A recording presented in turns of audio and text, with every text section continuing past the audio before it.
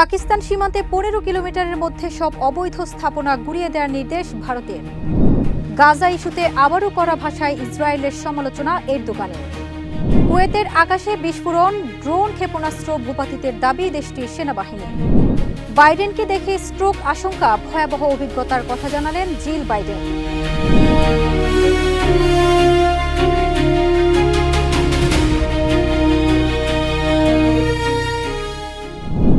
সবাইকে আমন্ত্রণ।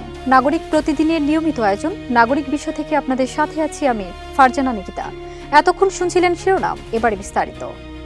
পাকিস্তান সীমান্তবর্তী এলাকায় অনুমোদনহীন সব স্থাপনা অপসারণের নির্দেশ দিয়েছে ভারত সরকার। সীমান্ত থেকে 15 কিলোমিটারের মধ্যে অবৈধ নির্মাণ উচ্ছেদে জিরো টলারেন্স নীতি বাস্তবায়নের কথা জানিয়েছেন স্বরাষ্ট্রমন্ত্রী অমিত শাহ। এতে নতুন করে আঞ্চলিক উত্তেজনা বাড়ার আশঙ্কা তৈরি হয়েছে।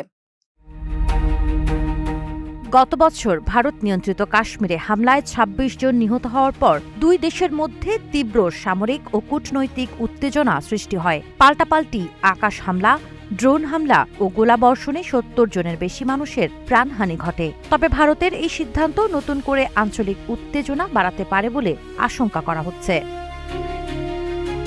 পাকিস্তান সীমান্তবর্তী এলাকায় অনুমোদনহীন সব স্থাপনা গুড়িয়ে দেওয়ার নির্দেশ দিয়েছে ভারত সরকার। বুধবার ভারতের স্বরাষ্ট্রমন্ত্রী অমিত শাহ জানান, পাকিস্তান সীমান্ত থেকে 15 কিলোমিটারের মধ্যে থাকা সব অবৈধ নির্মাণ দ্রুত অপসারণ করা হবে। সীমান্তে অনুপ্রবেশ, মাদক ও অস্ত্র চোরাচালান এবং আন্তঃসীমান্ত অপরাধ দমনে এই পদক্ষেপ নেওয়া হয়েছে বলে জানিয়েছে ভারত। ভারতের স্বরাষ্ট্র মন্ত্রণালয়ের বিবৃতিতে বলা হয়েছে, আন্তর্জাতিক সীমান্তের 0 থেকে 15 কিলোমিটার এলাকার মধ্যে অবৈধ নির্মাণের বিরুদ্ধে জিরো টলারেন্স নীতি কঠোরভাবে বাস্তবায়ন করা হবে।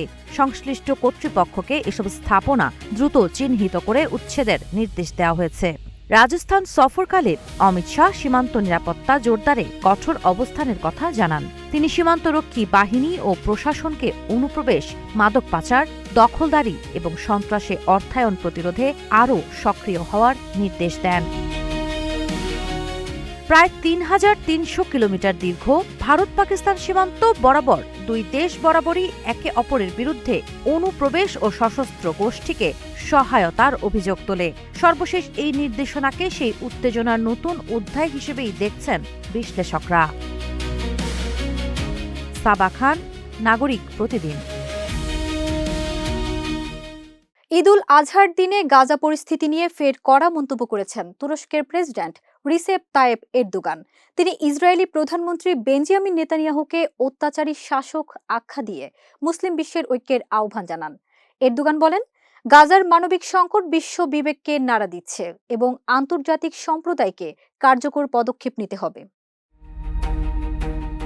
ঈদুল আজহার দিনে গাজা পরিস্থিতি নিয়ে আবারও কড়া বক্তব্য দিয়েছেন তুরস্কের president Recep Tayyip Erdogan.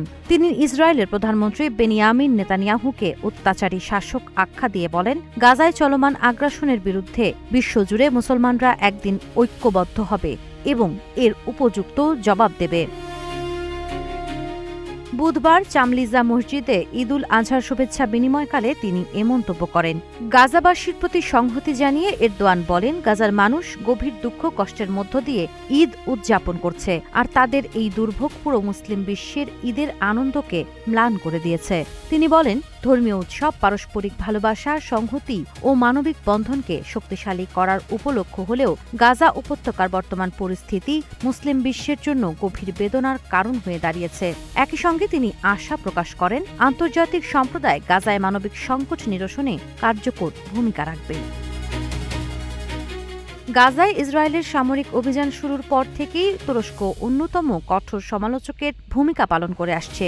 Erdogan বারবার যুদ্ধবিরতি, মানবিক সহায়তা বৃদ্ধি এবং ইসরায়েলের ওপর আন্তর্জাতিক চাপ সৃষ্টির আহ্বান জানিয়েছেন।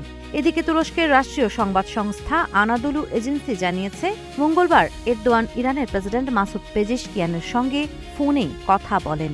আলোচনায় তুরস্ক ইরান সম্পর্কের পাশাপাশি আঞ্চলিক ও বৈশ্বিক পরিস্থিতিও উঠে আসে। সাবা খান, নাগরিক প্রতিদিন।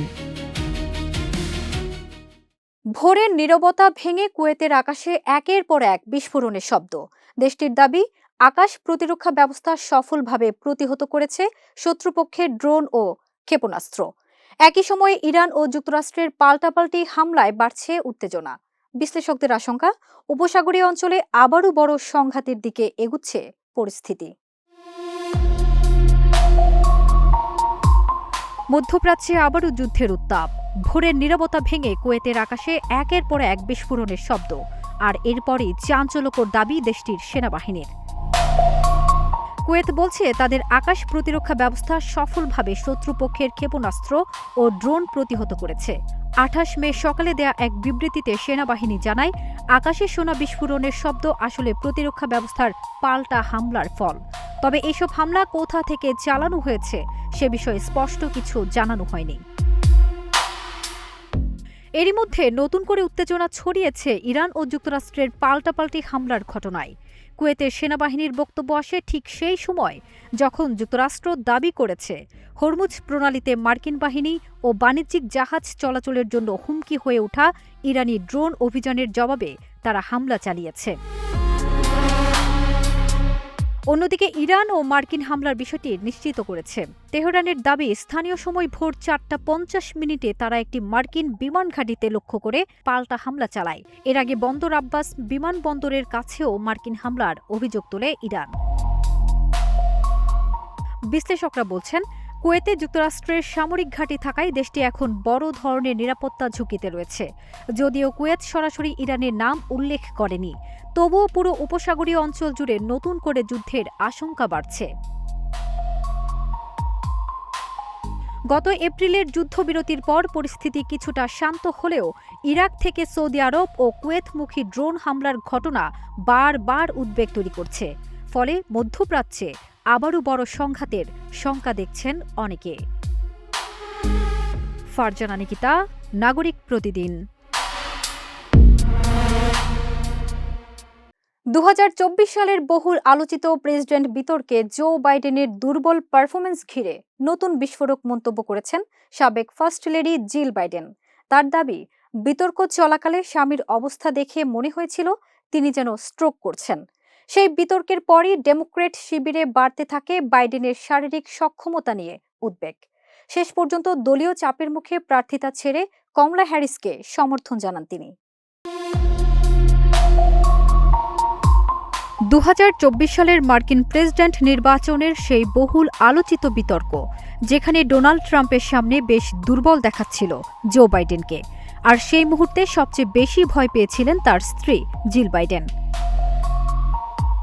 সাবেক ফার্স্ট লেডি জিল বাইডেন জানিয়েছেন, বিতর্ক চলাকালে স্বামীর আচরণ দেখে তার মনে হয়েছিল জো বাইডেন হয়তো স্ট্রোক করছেন। মার্কিন সংবাদ মাধ্যম সিবিএস নিউজকে দেয়া এক সাক্ষাৎকারে তিনি বলেন, গিয়েছিলাম কারণ এর আগে বা পরে আমি জোকে কখনো এমন অবস্থায় দেখিনি। জিল আরও বলেন, টেলিভিশনে বিতর্ক দেখার সময় তার মনে হচ্ছিল, হায় ঈশ্বর, এ তো মনে হয় স্ট্রোক করছে।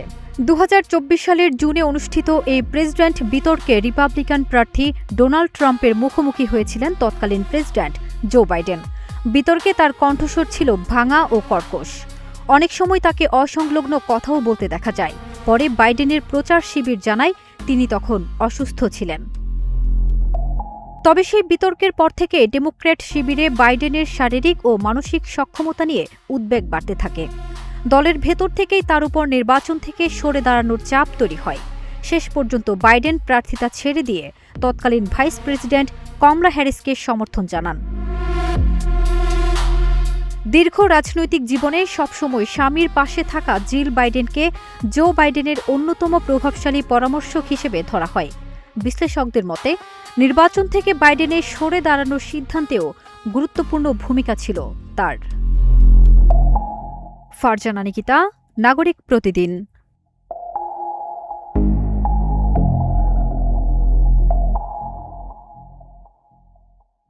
এই ছিল নাগরিক বিশ্বের আজকের আয়োজন। পরবর্তী আপডেট পেতে নাগরিক প্রতিদিনের ফেসবুক পেজ ও ইউটিউব চ্যানেল ফলো করুন।